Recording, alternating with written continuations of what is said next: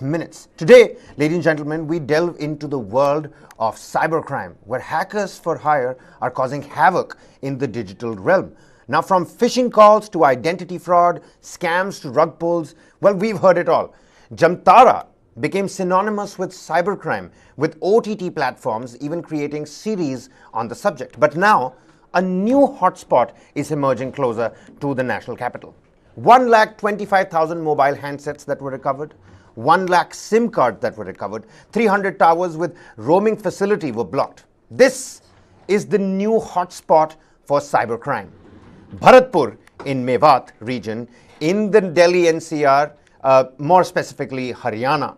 Bharatpur in the Mewat region of Delhi-NCR, along with Alwar, Mathura and New, is witnessing a surge in cybercriminal activities. Today, hackers are readily available for hire, blurring the lines between hackers and crackers. But why are villagers turning into fraudsters? What are the factors driving this alarming trend, and how can we protect ourselves from these scams? The expert on the panel will also share tips on safeguarding yourself from such scams. It's going to be an eye-opening discussion. We're going to explore the rise of cybercrime in the Delhi-NCR region and the implications of this growing threat. But at the same time, we encourage you to share your views and opinions in the comment section down below. And before we dive into the discussion, let's take a look at a documentary, Hackers for Hire, only available on the News9 Plus application, the world's first news OTT, readily available on all the app stores, be it Apple, be it Android. You can download it, not just for this conversation, but for other incisive analysis and cutting-edge documentaries as well. We've got an expert on the panel that's going to constantly answer your questions. We've got the journalist behind the story. But before we understand what we're talking about, let's listen in and let's take a look at this snippet of the documentary, Hackers for Hire, only on the News9 Plus application. Here's a snippet, take a look, and we'll come back for more.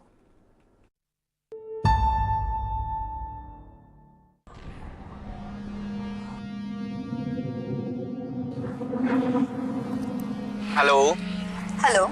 I am Rahul Sharma from Delhi. मैं SBI से बात कर रहा हूँ. आपका ये जो card है ये ब्लॉक हो गया है. इसको अनब्लॉक कराने के लिए आपके पास में एक फ़ोन में OTP आया होगा. इसको कंफर्म करा दीजिए. ओके, एक मिनट. 0 9 5 4 1 6. आपका कार्ड चालू हो जाएगा.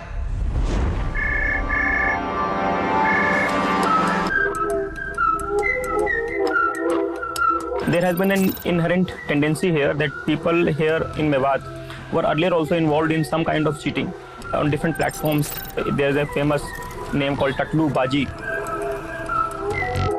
Tri-junction of 2-3 states. These criminals easily flit across.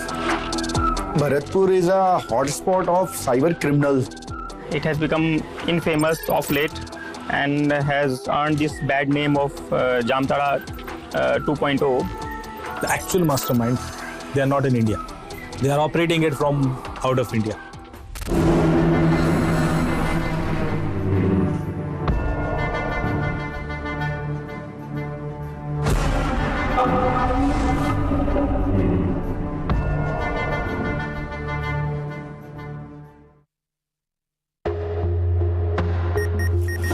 So actually it has emerged from Jamtara as we know, but now beyond Jamtara there are close to 35 hotspots that we have identified across India. And most of these hotspots are the border states. They touch 2 to 3 states from that particular location. If I can name a few, Delhi-NCR is the hub of these kind of cybercrimes. Most of these cybercrimes are originated from this region, especially Bharatpur, then Nuh, then Alwar, then Mewat, then Mathura. Only from NCR, 54% cybercrime is emerging from NCR region. And if you go by the districts, then Bharatpur is leading out of all these different districts. I think close to 15 to 16% cybercrime is emerging from Bharatpur now. And then we have other districts like Nuh and Mathura, which is having 14% to 12% cybercrime. And then Alwar, which is again 12%. These have a typical topography, and this topography enables the cyber criminals to easily hide. And it's thickly populated, and there are pockets of villages where persons can easily hide, and there is an ecosystem in this whole area where these people have been committing normal crimes of fraud. Now, they have smoothly transited into cybercrime. And this has happened because of their enterprising skills. And it's very easy for them to, they've learned this trick very fast. 3 साल हो गए पढ़ाई को छोड़े, इस काम को होने लग गया 2 साल हो गया। ग्रुप होता है 5-6 लोगों का, मजबूरी में करना पड़ रहा है। यहाँ पे कोई फैक्ट्री वगैरह भी नहीं है और कोई धंधा भी नहीं है, कुछ काम नहीं है, इसीलिए मजबूरी में करना पड़ता है। Ma'am, my is name Mason Srivastava from Delhi. आपने किसी लड़की के साथ में वीडियो कॉल पे सेक्स चैट किया था क्या? वीडियो अप्रूवल के लिए आपका यूट्यूब से अप्रूवल आया है, आपको ये मैटर क्लोज कराना है या नहीं कराना? यूट्यूब से बात करेंगे तो उससे बोलेंगे आपका जो वीडियो है इस पर कुछ अमाउंट चार्ज लगा हुआ है, आपको ये पे करना पड़ेगा, तब आपका वीडियो डिलीट हो जाएगा और अब मैं इधर से आपका मैटर क्लोज कर दूंगा। The other scams like Facebook Bazaar fraud, in which they are uploading pictures of mobiles, bikes, cars, etc. on the Facebook market, and they are basically giving lucrative offers to the potential victims, and in turn the potential victims itself calls on the WhatsApp or the number given in those ads, and thereby gets cheated on the pretext of courier money, transportation charges, and etc. And but the thing never gets delivered. We made a list of all those accounts. We shared it with the Indian Cybercrime Coordination Center, and they could provide us a list of 28,000 complaints which are linked to those accounts, to those mobile numbers, and the total amount of the cyber fraud came to about 100 crore rupees. Total amount of cyber crime that has happened in Rajasthan is to around 239 crores. And we have been able to block 26 crores in the banks. That ultimately the victims will get. In Mewat region and especially in Bharatpur region, small villages, they have put up ATMs right in their villages. So they immediately go to these ATMs and withdraw money. And they have all these fake accounts, fake ATM cards. It's a well-oiled system that they have developed. Well, so you can catch the entire documentary on the News9 Plus application. If you haven't already downloaded it, I would seriously recommend everybody to really download it. We're putting out the right kind of information in the right kind of time, that you have. I know everybody is not willing to spend 20 minutes on a documentary. It's capsule-sized information, and trust me, you're going to leave the room, you're going to leave the documentary and the application with much more information that you first opened that application. I have the journalist behind the story with me in the studio, Shantasri. Thanks for joining us on this particular topic. And also with us is an expert, Amit Dubey, who's a cyber expert, is with us on the broadcast. A very warm welcome. Always a pleasure to be speaking to you, sir. Shanta, I'm going to start with you. First and foremost, I ask every a documentary maker the same question. Why do you think it was the right time to put out this information? I mean, Jamtara is something that Netflix and other OTT platforms have already covered. What's new around here? Why did you think people should know about this? Exactly. So excessive reportage and excessive lot of documentaries and lot of shows have already taken place on Jamtara. But this is an important documentary. Why? Because this area, Mewat region, which comprises of Nu, Bharatpur in Rajasthan and Alwar also, as well as Mathura from UP, they have overtaken Jamtara when it comes to cyber crimes. So 54% of cyber crimes of India are originating from this area, which is just at Delhi's backyard. And why? Because this is a very it's a place where a lot of people have already been involved in a lot of scams, whether it's Facebook Bazaar fraud or OLX frauds or any other kinds of frauds, and it is an enterprising skills of them that they transfer from fraud to the other fraud quite easily, because all they need is few SIM cards and few mobile handsets, which are easily brought from different kinds of states, because truck drivers are there, their own wives also get it from other places, and then they have to just make a daily around 5 to 6 calls, and they have proper practice like from YouTube, and also there are training institutes over there which are inside the villages where they take such trainings and they make such calls to the people, and around 50 to 60,000 is their per day income from the people of India. So they're looting and duping people through these calls. So lucrative. I mean, it sounds lucrative. 50,000 rupees a day. We were hearing, that youngster in the documentary who's saying that there is lack of economic, facilities. There are fault lines at play. There are lesser jobs. There is no industry per se. So where do we get those jobs from? And if there's a training center, I mean, no doubt a youngster is going to be very attracted to this training Completely center. agree. There is actually no job, no industry, and no source of income for them. And it is a very developed, underprivileged area of the nation. And historically, there are a lot of people to be blamed for such a state of affairs in that particular area. But they have found a ready solution in order to get more money than what they will earn via doing a proper job. And that is, of course, cyber crimes that can be conducted very easily with just fidgeting with a phone. And yes, while they don't have jobs, while they don't have any source of education, while they don't have any income, at the same time it is at a place where there is a Gurgaon, there is a Faridabad, and there is a Delhi, so they can easily travel to these places and search for jobs. But for easy money, they can go into these kind of crimes, just dropping out of school, and for 2 years they will take, not 2 years exactly, for 6 months they'll take the training. They'll sit with their trainers, like in a group of 5 to 6 people. And very interesting thing, like when you enter these villages now, they're always on alert. They're always alarmed when a stranger enters their villages, and they are always on high alert mode. They will always ask you from where have you come. They're always suspicious that whether this is a movement from the police that is taking place or not.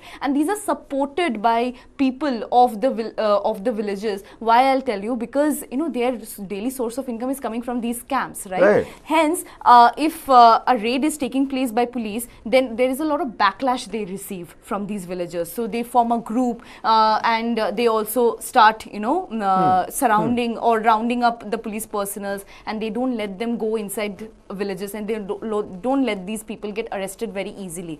Another important thing I would like to say over there is this, that the network is quite huge. I mean, they have networks. It sounds like a huge network. Yeah, they have networks all around the country, and they are being hired. That's what our cyber expert Amit Dubey will add, that these people are no more just normal cyber criminals who are doing it out of greed for money, but they are being hired by these criminal masterminds, and later on being used for other kinds of activities. Well, so yes, I'll take it with the cyber expert on the panel with us. Mr. Dubey, what do you think are key factors that Bharatpur and this Mewat region has come up as the new cybercrime capital? I mean, are there factors at play? We know that there is a lack of jobs, but what is different from Jamtara? Give the viewers a little bit of a groundbreaking setup here for the layman out there who don't really understand what is phishing, what is rug pulling, what kind of scams are at play in 2023. See, first of all, we need to understand that there is a full-fledged ecosystem in place, a complete organized structure, because these hotspots are not evolved organically. These are created. These are chosen by masterminds. There are masterminds. Those are actually planning these things, and how we can spread this across India. So Jamtara was one of them, but then they are actually choosing an area which is a border state, which is touching multiple states. And mostly this law and order is a state affair. So police is a state affair. So if one state police gets a complaint and they need to travel to other state, they need to inform the local police officers before they could do a raid or they could arrest someone there. Right. And this is a big gap. They take the advantage of this because there might be some system in place through which they get to know that, okay, police is coming. And as Shantashri has mentioned, that they have created a local information system. Police is also supportive to some extent, and they are taking the advantage of all these loopholes in the system. So this is one of the reasons these spatial hotspots are created. But beyond that, to commit any kind of cybercrime, you need two things: SIM card and bank account. Okay. And both of these things cannot be achieved without KYC. But they are receiving in 100,000s of orders or 10,000 bank accounts in 1 week or 2 weeks.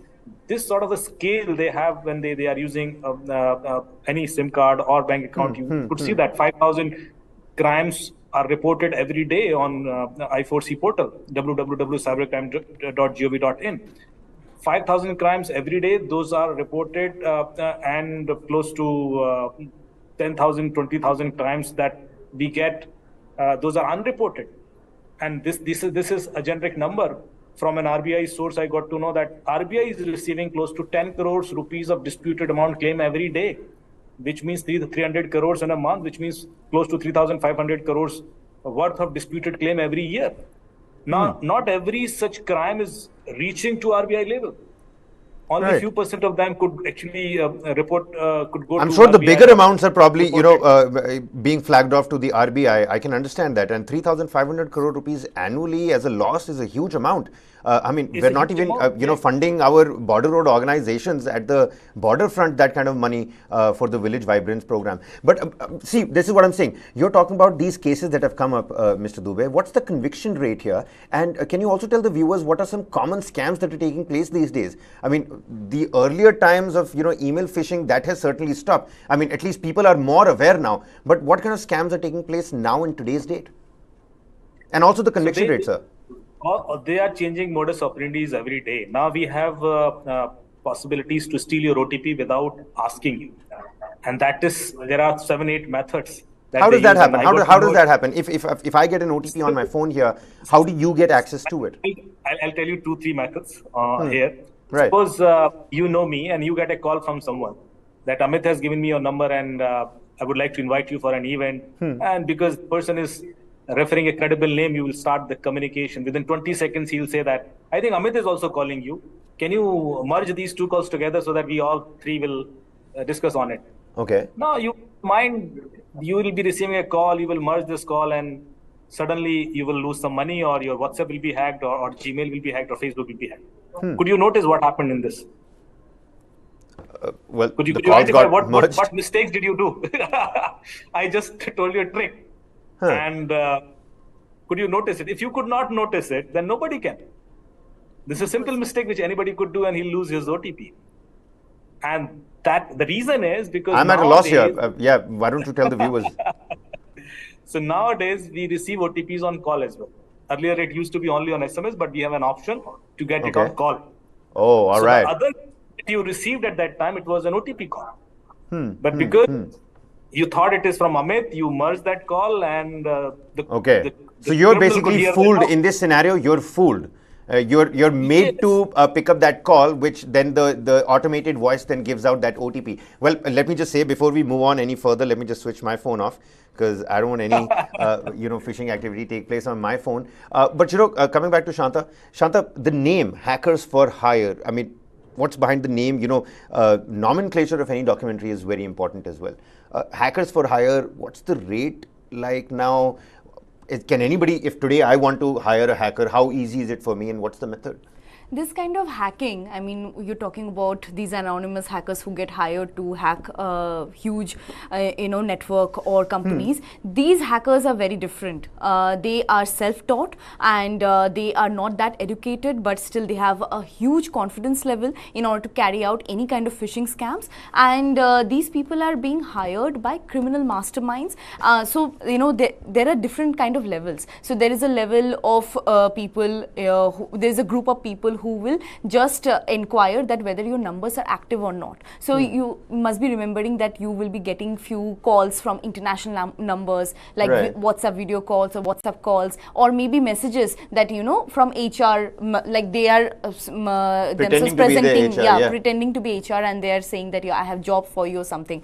People like us might not fall into this trap, but there are lots of needy, desperate people who might believe that okay, this is a genuine call for job and which I need to respond to. The moment you answer that call or moment you answer to that message, they are aware that okay, this number is active, and then after that this particular data is given. So these are called data peddlers, and they then give this data to some other these are set of vulnerable people. Take these numbers, at least try your luck on these numbers. These people are foolish enough to reply back to these messages. Essentially though, exactly. So that data is shared by other kind of group, and then they get this list of numbers whom they have to call to on a daily basis, and then the kind of scams that they can take forward with, like whether it's a sextortion. So when a sextortion happens, if a guy like this, a person whom I had interviewed under the garb of anonymity, this person posed as a cop. Like S.N. Srivastav is the former cop of Delhi police, and he posed as a cop and duped many people saying that your video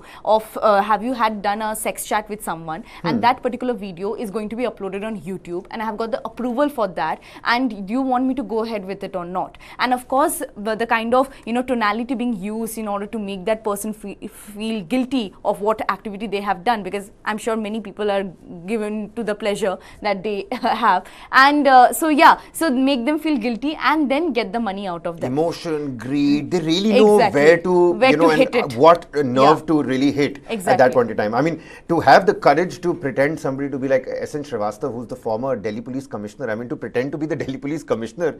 First and foremost, ladies and gentlemen, the Commissioner is not calling you to tell you that some CCTV footage of you where you're in a compromised position is in their possession. That's not happening. No Commissioner has the time to do that. Coming back to Mr. Dubey. Mr. Dubey, Shanta earlier mentioned how, the youngsters are really involved in this. The minute you walk into any of these villages, they get alert. It is a big nexus. That money is trickling down into other households as well. So that's why the villagers are also coming and helping out. But why are villagers, turning into these scamsters and fraudsters? That's one big question one has to address, because of course there is lack of jobs, but is there some sort of pressure on these villagers as well? Because I mean, they're coming from a non-privileged background. Beggars can't be choosers, right? In that situation, apart from the economic fault line, what's happening? See, economy is definitely playing a very important role. You can imagine 50,000 rupees per day is a huge amount for a person who is living in village, because his monthly expenses may not be of that extent. I mean, if my math is right, if you invest that kind of money, by the time you're 60, you could be a billionaire. Yes, so that is something, and it is shared across multiple people. There are multiple stakeholders. There are people, those are helping them from telecom operator side. There are people from banking system, those are helping them. There are law enforcement support. There are political support. There are support from local villagers. So there are multiple such things involved. Data peddler, as Shantashri has mentioned. So there are multiple things that are required to do this. It cannot be done in isolation. You need support you need data, first of all, to whom you will call. You need the SIM cards, you need bank accounts, and these should be keep on changing. Every 2 weeks they change their SIM cards or they get new bank accounts. And if there is no such organized system in place, they cannot sustain. So it's a huge network, and it is spreading very fast. I'm sure it could be of an extent of 40,000 crores of yearly sort of a revenue for them. Right. And there are lakhs and lakhs of people that are involved. And to manage them, to distribute this money, to make this money anonymous, because they need to purchase cryptocurrencies, they need to purchase Amazon gift card or gaming currencies, etc., to circulate this money across this network without identifying a person. I think they have a very sophisticated system at the back. When this money is withdrawn or transferred to some account, within an hour, it becomes anonymous. Within an hour. Wow. So it's so fast.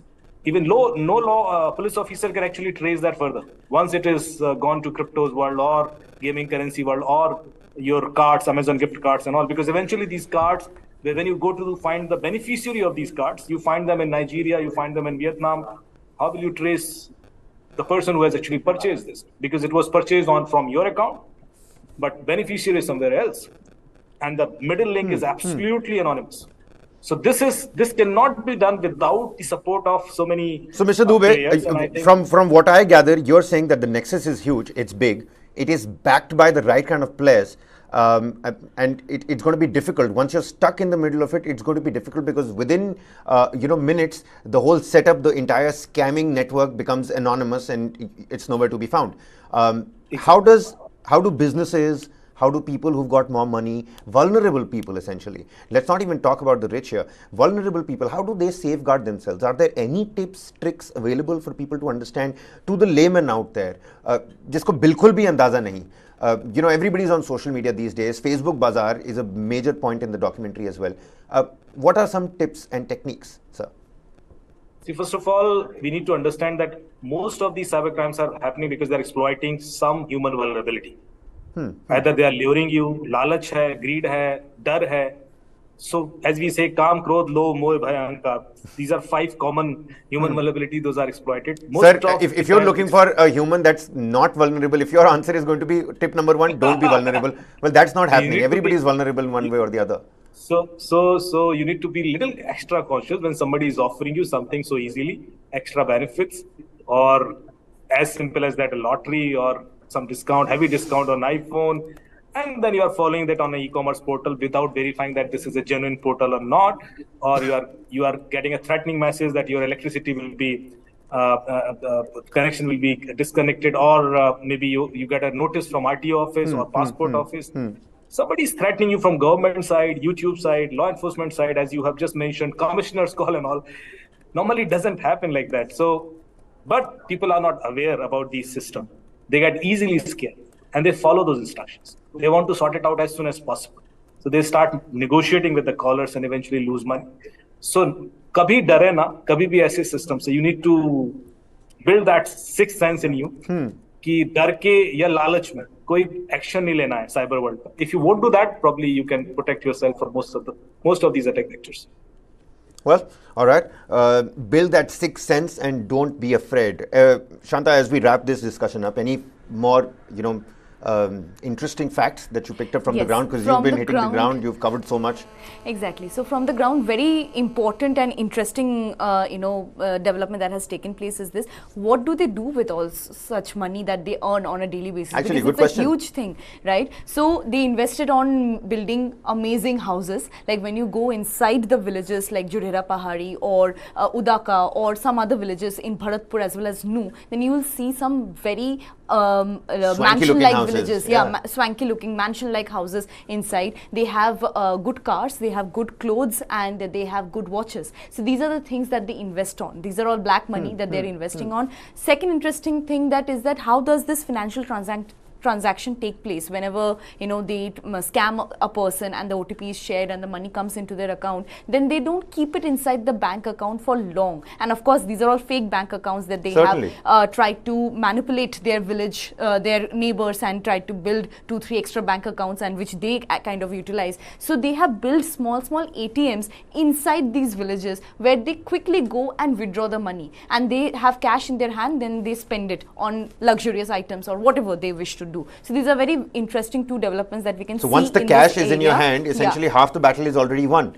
But then again, did you, whilst you were speaking to the authorities, what did you think? I mean, how pragmatic were their steps? Do you think they were slow? I think they're doing a very good job. I believe there had been a recovery of 100 crores recently, few months back, in the month of May actually, by new administration, and around 239 crores from the Bharatpur administration. So there had been continuous crackdown on these cyber criminals. They are tracking their calls, they are listening to it. Whenever any kind of complaints come, they immediately get onto it and start tracking these people and their calls. So yes, there is a proper cyber cell allocated in Bharatpur police station as well as in Nu, and which was not prevalent around 2 years back. So we can say the kind of crime that has risen from this area has led to such establishment of cyber cells in the area. And Bharatpur, Nu, Alwar, Mathura, all the cops, authorities are working together in tandem in order to nab these people. So yes, it's around 339 crores that have been seized so far when it comes to the entire Mewat region. So imagine the kind of cash flow that takes place in this area. So yes, hence that's why it has overtaken Jamtara and it has become #1 cyber criminal area. 54% of scams taking place from Bharatpur. That's a whopping figure. Mr. Dubey, final comments coming from you.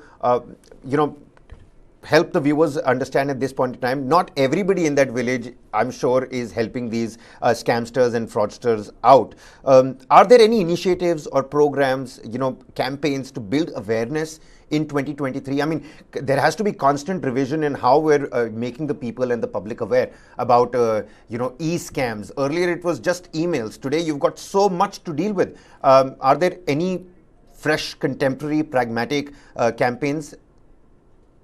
Definitely. So government has given a clear mandate to all government departments and corporate houses that you need to do cyber security training, awareness training to your employees on a regular basis to make them aware about the contemporary cyber crimes, the modus operandi, how to protect.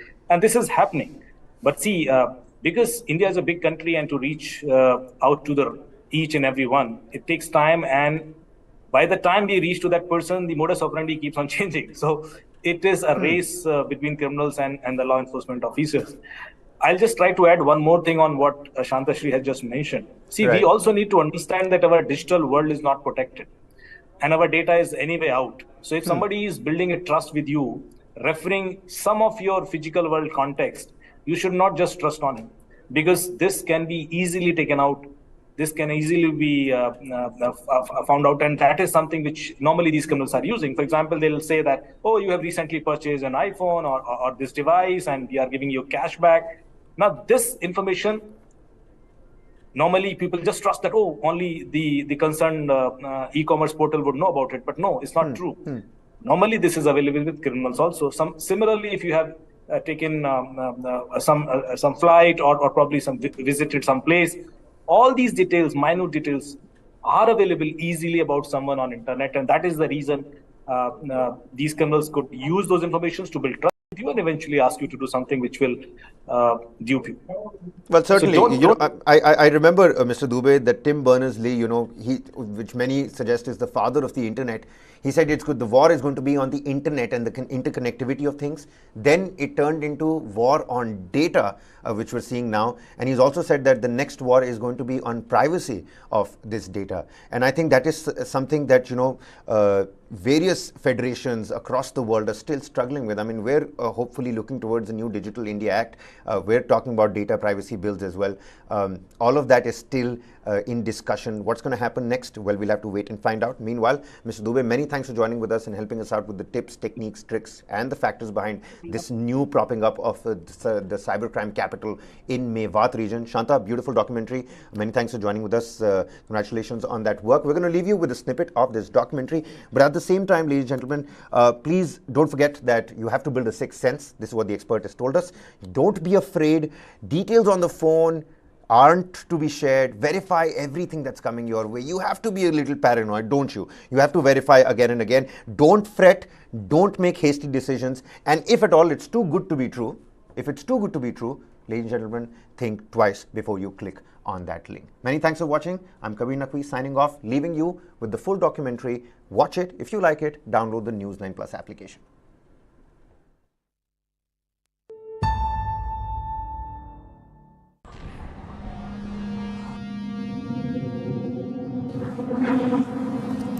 Hello. Hello. I am Rahul Sharma from Delhi. मैं SBI से बात कर रहा हूँ. आपका ये जो card है ये ब्लॉक हो गया है. इसको अनब्लॉक कराने के लिए आपके पास में एक फ़ोन में OTP आया होगा. इसको कंफर्म करा दीजिए. ओके, एक मिनट. 0 9 5 4 1 6. आपका कार्ड चालू हो जाएगा.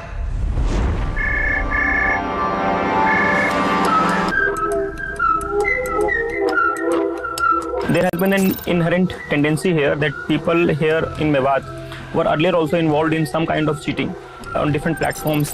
There's a famous name called Tatlu Baji. Tri-junction of 2-3 states.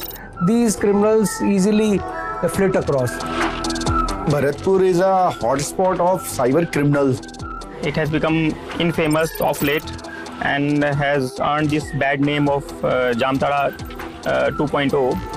The actual masterminds, they are not in India. They are operating it from out of India.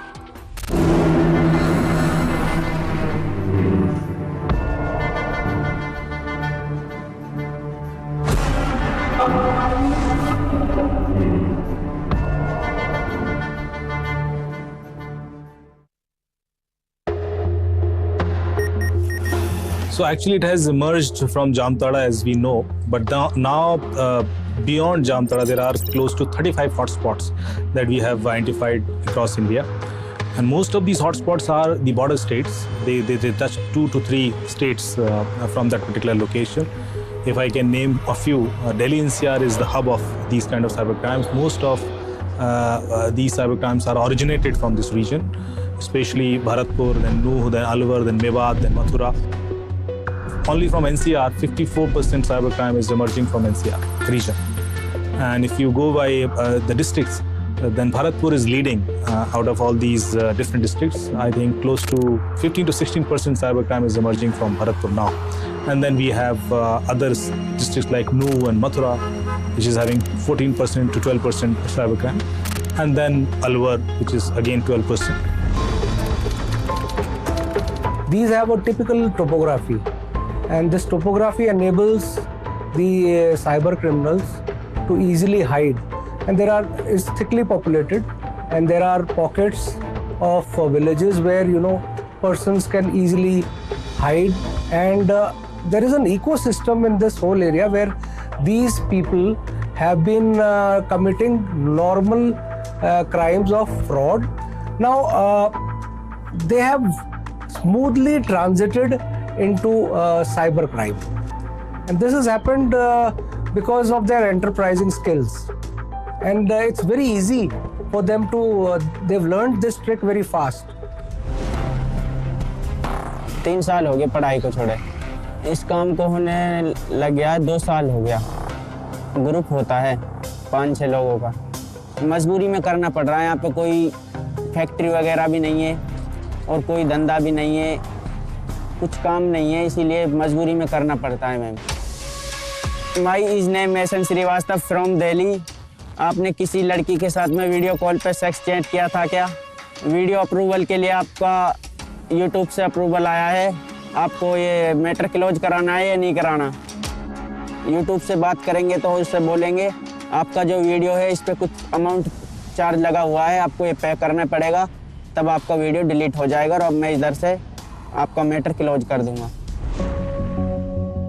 The other scams like Facebook Bazaar fraud, in which they are uploading pictures of mobiles, bikes, cars, etc. on the Facebook market, and they are basically giving lucrative offers to the potential victims, and in turn the potential victims itself calls on the WhatsApp or the number given in those ads, and thereby gets cheated on the pretext of courier money, transportation charges, and etc.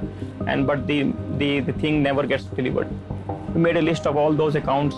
We shared it with the Indian Cybercrime Coordination Center, and they could provide us a list of 28,000 complaints which are linked to those accounts, to those mobile numbers, and the total amount of the cyber fraud came to about 100 crore rupees.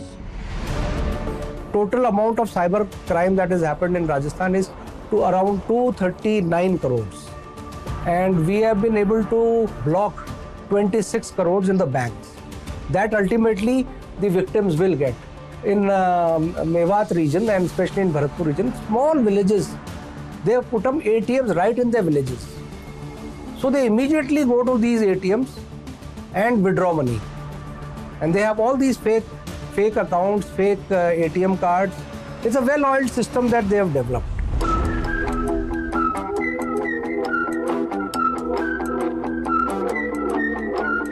कितने complain आ गए आज? Sir 10 complain आ गए। इनके banks को call करो, है ना, इनको ब्लॉक करो amount.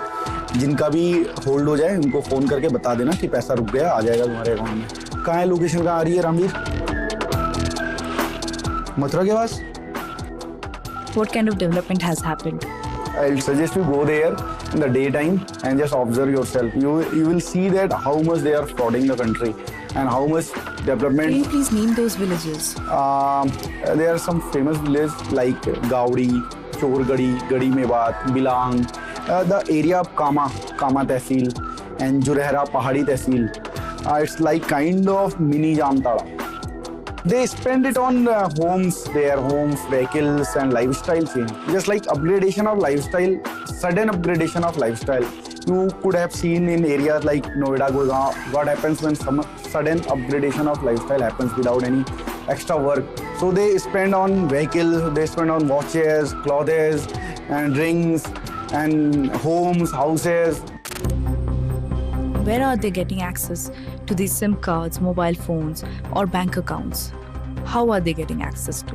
See, the majority links that they have disclosed in their interrogation is from the Bharatpur, specifically the village Gamdi, Jurheda. In these villages, there are people who are basically activating these online bank accounts through deceit, through playing deceit on people on the pretext of jobs. And the SIM cards also are being brought from all over India through truck drivers, through even their, some of them have been married to Assamese and the Bengalis women, and they are bringing the fake SIMs. So there are different people have devised ways to find out these fake SIMs, and through those villages, it is being distributed to all the other villages. These people who are in Jamtara or in Nu or in Bharatpur, basically these are hired? Yes, so they are working at different level. Most of these masterminds of this crime, they go to such places. They are reaching out to Jamtara, they are reaching out to Devghar, they are reaching out to Alwar, Mewat, Nu, identifying these pockets in such a way. Sometimes they even engage them through social media channels, through WhatsApp, Telegram, Discord channels. We have identified a group of people who was traveling Nigeria for training, and most of them were from this region, Mewat and Alwar. So this is something which has reached to international level now. People are being sent to different countries for the trainings and to learn new technologies so that they can conduct it at a larger scale. It has become an international game. It's no more Jamtara limited crime. It is eventually linked to crypto crimes. It is eventually linked to bitcoins. It is eventually linked to all kind of drug rackets and all. 1-1.5 साल पहले मेरे को call आई, वो था unknown number, उस पर लिखा था अननोन नंबर। उन्होंने मेरे को कॉल की और मेरे को कहते हैं कि भैया सर आपकी लॉटरी लगी है 25 lakhs की। मैंने बोला ठीक है। तो कहते हैं कि आप अपना सारा biodata, name, email address, your home address, सब कुछ आपने दे दो तो हम आपके अकाउंट नंबर में डाल देंगे। तो मैंने सब कुछ दे दिया उनको। उन्होंने मेरे को कहा कि आप पहले हमें 8,000 रुपया हमारे अकाउंट में डालो, कुछ पेपर वर्क है, कुछ फॉर्मेलिटीज हैं वो पूरी करनी। तो मैंने 8,000 रुपया ऑनलाइन पे कर दिया उनको। तो पूरे 10 मिनट बाद जब मैंने पे किया 8,000, तो मेरे को फोन आया। मेरे को कहते थे कि सर हाँ आपका प्रोग्रेस में है, आपका जो भी है लॉटरी वगैरह लगी है, तो आप ना एक काम करना, आपके फोन पे OTP आएगा 2 मिनट में, आप OTP बता देना तो आपके अकाउंट में पैसे आ जाएंगे। बोला ठीक है। OTP दिया, उन्होंने फोन कट कर दिया। ठीक मेरे को 30 सेकंड के बाद मैसेज आया, your account has been debited 5,68,000 rupees.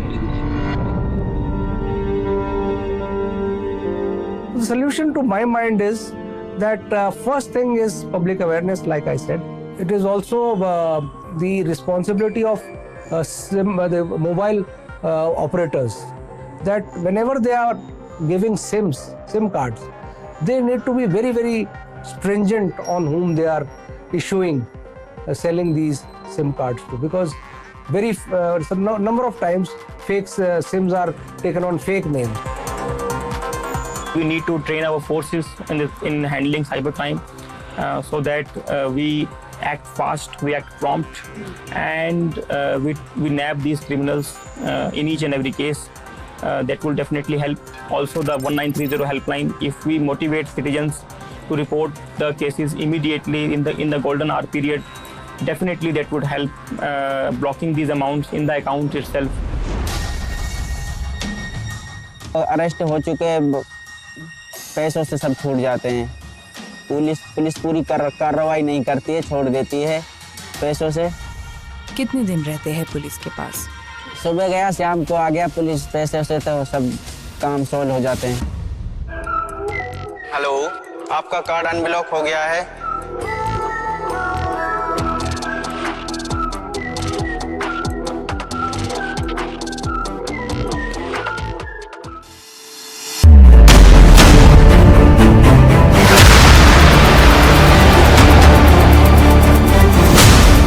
BrahMos. Stealthy, lethal, precise. It flies at 3 times the speed of sound and cuts through a warship like a hot knife through butter. China's navy has threatened its neighbors, and they are turning to the BrahMos for protection. The Warship Killer.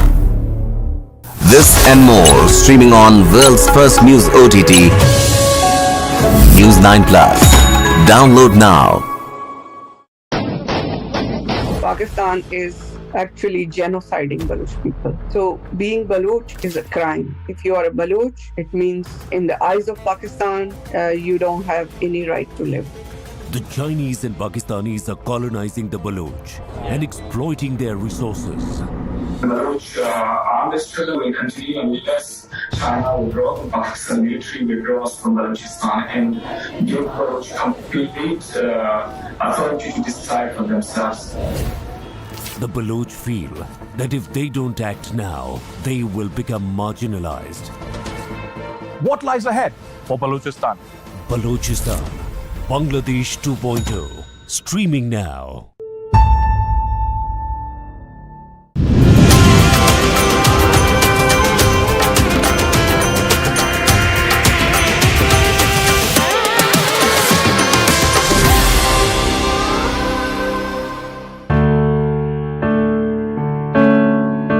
Walking through the bylanes of Old Delhi feels like walking through a portal to history. The ambience still has the historical